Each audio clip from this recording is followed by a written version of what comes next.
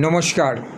25শে বৈশাখ বিশ্বকবি রবীন্দ্রনাথ ঠাকুরের শুভ জন্মদিন উপলক্ষে আজ আমার নিবেদন স্বরচিত কবিতা 25শে বৈশাখ স্মরণে।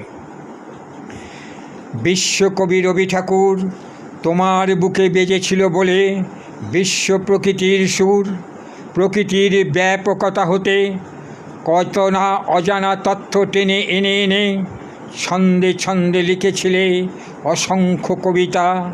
কালো হীরের টুকরোয় গড়া বাংলার 52 অক্ষরমালায় কত না প্রেম সঙ্গীত করেছিলে রচনা, ভরিয়ে শুভ্র হাজার পাতা।